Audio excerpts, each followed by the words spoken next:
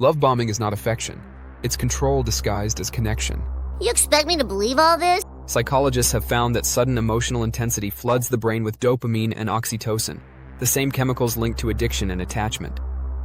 So when someone rushes intimacy before trust has a chance to form, they're not falling in love with you. They're conditioning you to bond with them. The pull, the perfect match illusion. It begins with overwhelming warmth. They respond quickly, engage deeply, and make you feel like you've become the center of their world almost overnight. They mirror your beliefs, your wounds, your dreams, not loosely, but with uncanny precision.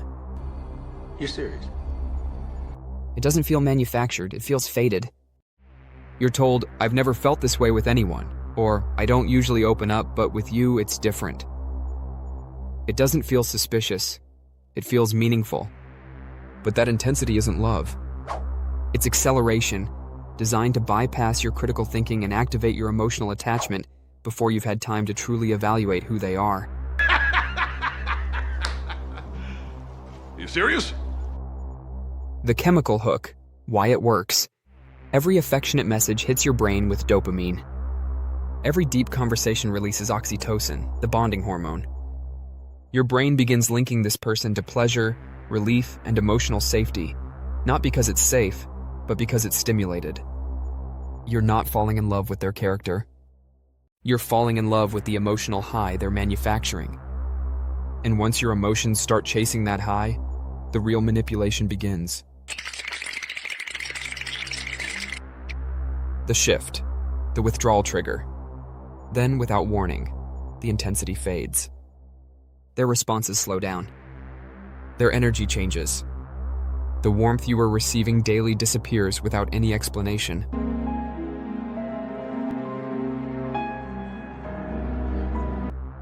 You don't calmly wonder what changed, you feel it. A sudden discomfort in your chest. A quiet panic in your mind.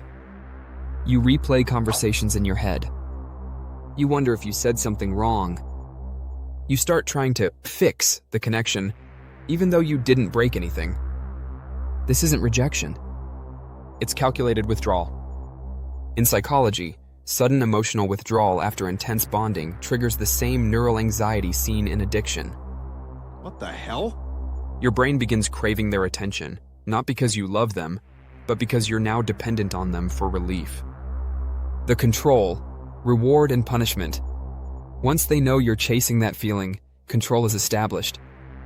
They don't need to give you constant affection anymore. They only need to give just enough to keep you hoping. A kind message after silence suddenly feels like oxygen. A small compliment feels like redemption. You start changing your behavior, becoming more agreeable, more available, more careful, just to avoid losing that emotional hit again.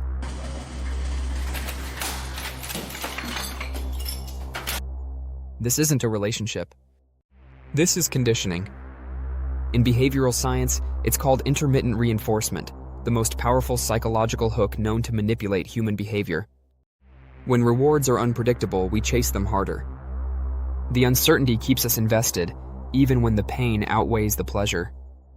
You are no longer reacting to who this person is. You are reacting to what they withhold. And from this point forward, they don't need to control you directly. You begin controlling yourself just to earn back the version of them you met at the beginning.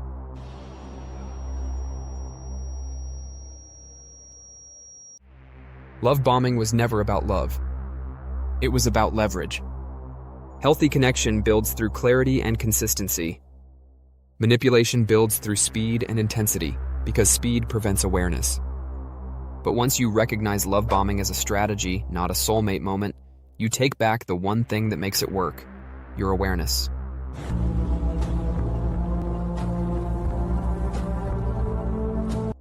If you've experienced this pattern, or if you're starting to notice it in someone now, share your insight in the comments.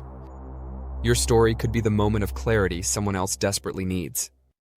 In the next episode of this series, we'll expose what happens after love bombing, future faking, how manipulators use promises of tomorrow to control you today.